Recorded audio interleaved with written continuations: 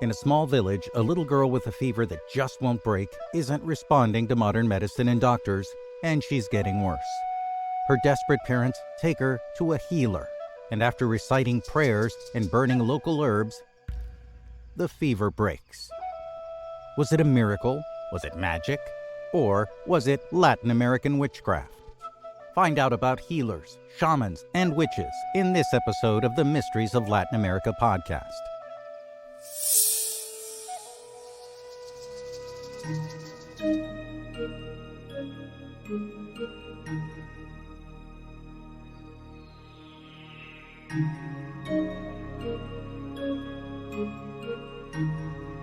Welcome to the Mysteries of Latin America, where we explore myths, legends, ancient sites, missing persons, and unsolved mysteries of North, Central, South America, and the Caribbean. My name is Andrew Colon, and after 30 years of exploring ancient sites here in Mexico, I've decided to dive headfirst into the rabbit hole of myths, legends, and mysteries not only here in Mexico, but in all of Latin America to share with the world.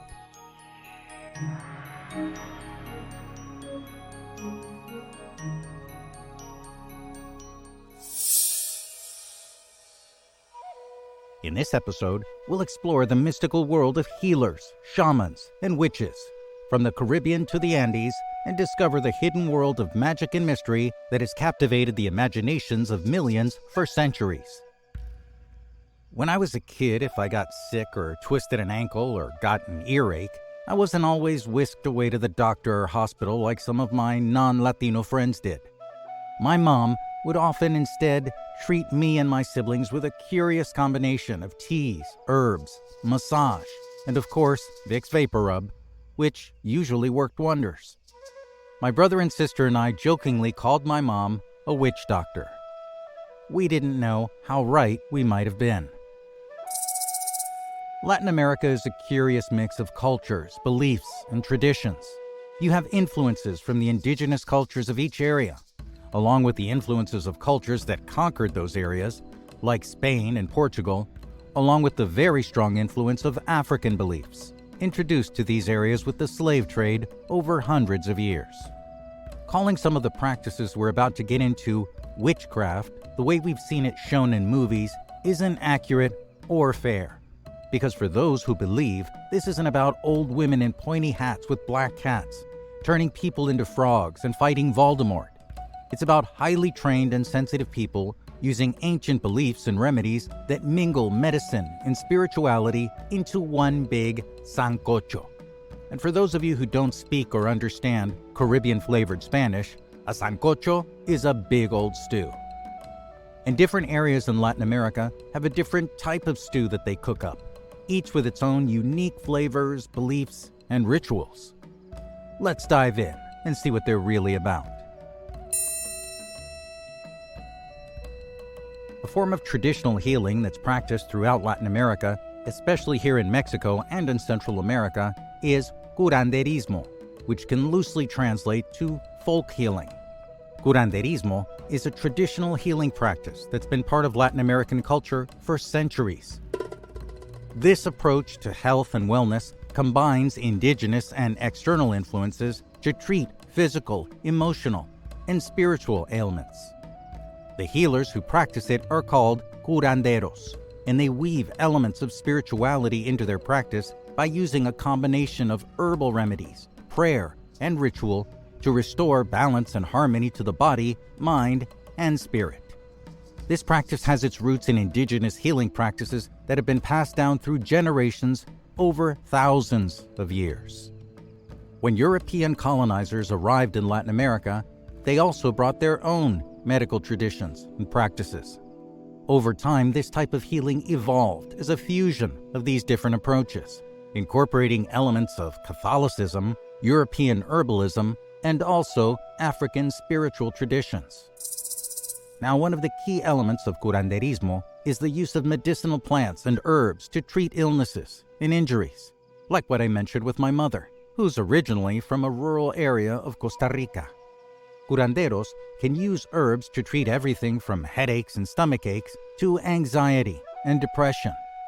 For example, if you're dealing with coughing, congestion, or asthma, A curandero could give you a tea made with eucalyptus. If you've been plagued by anxiety, insomnia, headaches, and migraines, you'd be given lavender for its calming effects. Or you might be given hierba santa, known as mountain balm or bear's weed, which could cleanse and purify your energy, promote spiritual healing, and provide protection from negative energy. They may also use candles, prayer, and crystals as part of their healing rituals.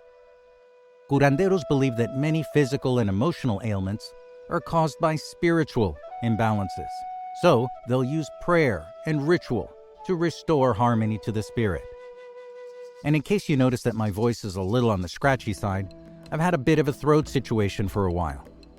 My own little curandera at home has definitely made me lots of teas with chamomile, eucalyptus, rosemary, and maybe a little ritual burning of sage. And I've got to admit, I'm much better. Now, one curandera who gained massive international recognition was Teresita Urrea. She was born in Mexico in 1873, the illegitimate daughter of a 14-year-old indigenous peasant and a wealthy aristocratic rancher, Don Tomás Urrea. When she was only 16, she had a serious illness and started having religious visions, and believed that she had been given the power to heal the sick by the Virgin Mary. She then apprenticed under an older curandera and learned the powers of hypnosis and prophecy. She quickly gained a cult following and became known for healing people with infectious diseases that no doctor would cure or go near, like tuberculosis and leprosy. On one occasion, Urrea predicted an impending flood that happened shortly after and was venerated as a folk saint among the indigenous people. But she was accused of inciting the local people against the Mexican government at the time, as she preached for equality and justice. She was such a threat that she was exiled from the country by 500 armed men by President Porfirio Diaz, who referred to her as a dangerous agitator, and she fled to Nogales, Arizona, and then moved to El Paso, Texas, where she lived out the rest of her life, and she healed as many as 200 patients every single day. In the area, she's still referred to as Santa Teresita, even though she was never recognized by the Catholic Church. While modern medicine has made amazing strides treating physical ailments, many people still turn to healers like curanderos for emotional and spiritual support, as it addresses the needs of the whole person rather than just treating symptoms. And now we turn to the brujos and brujas, the witches of Latin America. When my family got together with other Latino families back in the day to celebrate birthdays or holidays, at some point in the night, the room would go dead quiet once the adults started telling stories about brujería from the old country, and I'd be listening at the top of the stairs, scared to death and completely enthralled. Probably the best-known form of witchcraft in Latin America today is simply called brujería, and it can have both male and female practitioners. Brujería has a rich, yet controversial history in Latin America. Its origins are much debated. Some say brujería started in the Caribbean with the arrival of African slaves. Others say it's always been part of the indigenous cultures in the region. I think it's both. We forget how large and vast Latin America is, from Mexico to Argentina and encompassing the Caribbean islands. So many people, traditions, and influence to mix and match and fuse over so many years. Brujería is a complex, often misunderstood practice that, much like the curanderos, combines indigenous and European traditions with African spiritualism, and it's practiced throughout Latin America with rituals and practices as varied as the people themselves. Brujería involves the use of spells, rituals, herbs, candles, and talisman to heal, protect, or harm others. Brujería has been a source of fear and fascination for centuries. Many people believe that brujas and brujos, or witches, have the power to harm others through the use of curses and hexes.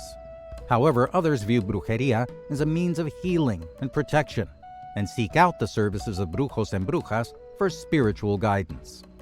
The use of herbs and natural remedies is a key component of brujería, and brujos and brujas use a variety of plants and herbs in their ointments, poultices, spells, and rituals to achieve their desired effects.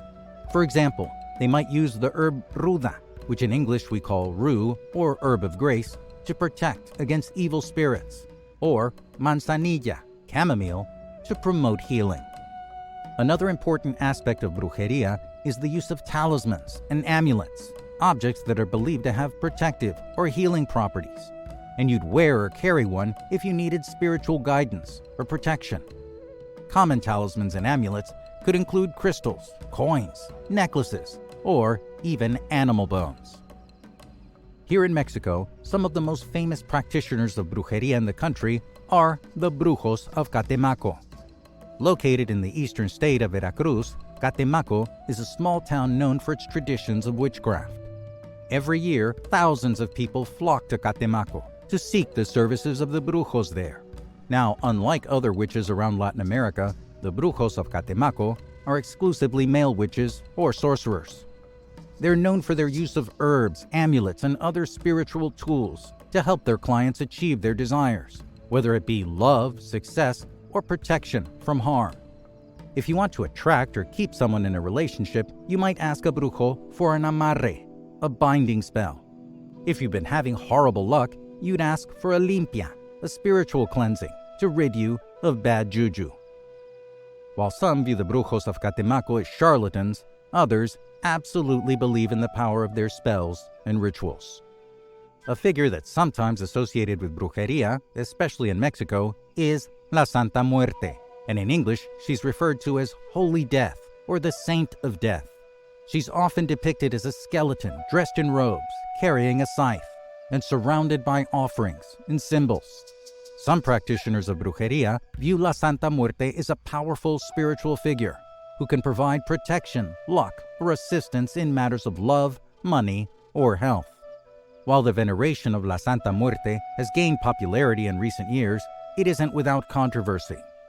The Catholic Church and other religious authorities have criticized the practice as a form of idol worship and a deviation from Christian teachings. Law enforcement officials have linked the worship of La Santa Muerte to criminal activities, including drug trafficking and violence, and you might notice images of La Santa Muerte on TV shows and in the movies. And from healers and witches, we look to the shamans of Latin America. In Latin American cultures, a shaman is a spiritual leader who's an intermediary between the human and spirit worlds. The shaman is also typically a healer, a counselor, and a guide with the ability to communicate with the supernatural realm through various means, such as trance, meditation, or the use of hallucinogenic substances. The role of the shaman varies across different regions and ethnic groups. In some indigenous communities, the shaman might also be called a curandero or curandera, a healer, and cures physical and emotional ailments by using traditional herbal remedies and spiritual practices. In South America, the shaman might be referred to as a paje or paye, and performs rituals and ceremonies to maintain balance and harmony between the human and spiritual worlds. Some shamanic figures have gained international recognition for their work. For example, Eduardo Calderón, also known as the Jaguar Shaman, who is based in Ecuador. He gained popularity after leading ceremonies for visitors seeking shamanic experiences, including the use of ayahuasca, an intense hallucinogenic plant medicine traditionally used by indigenous communities in the Amazon. While it's challenging to pinpoint one shaman as the most famous in Latin America, one woman clearly stands out as far as Latin American shamans go. Her name was Bárbara Guerrero, but people back in the mid to late 20th century in Mexico simply knew her as Pachita. The works and wonders attributed to Pachita are so much that she's going to get her own episode here on the podcast very soon. But as a teaser, just know that she was linked to the main figure in our first podcast, Dr. Jacobo Grimberg, who mysteriously disappeared back in the 90s as his research was just on the verge of a major breakthrough in the study of human consciousness and what he called the hologram or the matrix, thanks to working with Pachita. As a healer, Pachita was credited with healing thousands. With her highly unusual and mystical practices, you will not want to miss that show.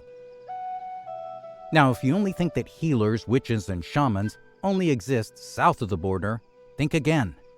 The U.S. isn't without its own similarities.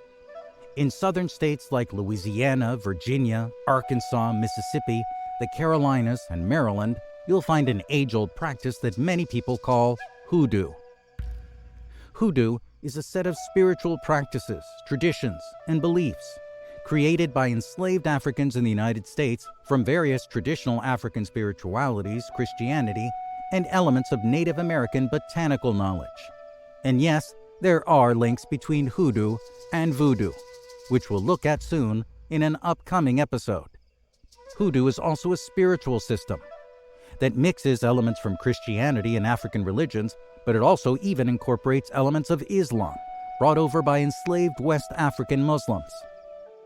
Practitioners of hoodoo can be called root workers, conjure doctors, conjure men or women, root doctors, hoodoo doctors, and swampers. One of the most well-known hoodoo practitioners was a woman named Marie Laveau, who lived in New Orleans in the 19th century. She was known as the Voodoo Queen and was believed to have powerful magical abilities. Laveau was known to use hoodoo in her practice, along with elements of African spirituality and Catholicism. Now, if you've noticed that the line between healers, witches, and shamans blur and overlap, it's because they do. Curanderos, shamans, and brujos, or witches, are all healers who work with spiritual and natural remedies to address physical, emotional, and spiritual ailments. However, there are some key differences in their practices and cultural contexts. Curanderos are traditional healers who draw from indigenous, African, and Christian traditions to address physical, emotional, and spiritual illness. They work with various remedies, including herbal medicine, massage, prayer, and ritual, and may also incorporate divination, spiritual cleansings, and other practices to diagnose and treat illnesses. Shamans are traditional healers found in various indigenous cultures in Latin America, but they're also found all over the world, including Siberia, Central Asia, North and South America, and Africa. They are spiritual intermediaries who work with spirits and other supernatural entities to heal individuals and whole communities. Shamanic practices might include divination, astral projection, soul retrieval, and energy healing. In some cultures, like Native American groups, shamans can also be known as medicine men or medicine women. Brujos, on the other hand, are practitioners of brujería, a term to use various forms of folk magic and witchcraft practiced in Latin America and other regions with a history of indigenous, African, and European cultural influences. The practice of brujería might include the use of charms, spells, divination, and other forms of spiritual work to address personal or social issues. And while there might be overlap in the practices and beliefs of curanderos, shamans, and brujos, there are also significant differences.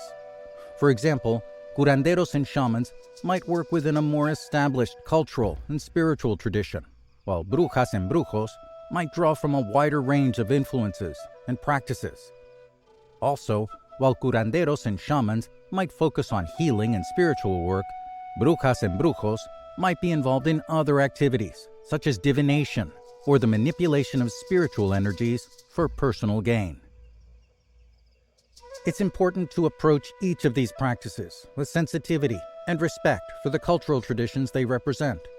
And while for some people this is nothing more than hocus pocus or mumbo jumbo, for many people in Latin America, it's as real as you or I. If you have a story about a healer, witch, or shaman you'd like to share with us, drop us a line here at the podcast by email at andy@andycancun.com. That's andy@andycancun.com. As always, thank you and gracias for listening to and sharing the podcast, so people from all over the world can learn a little more of the myths, legends, and mysteries of Latin America. I'm Andrew Colon. Adios.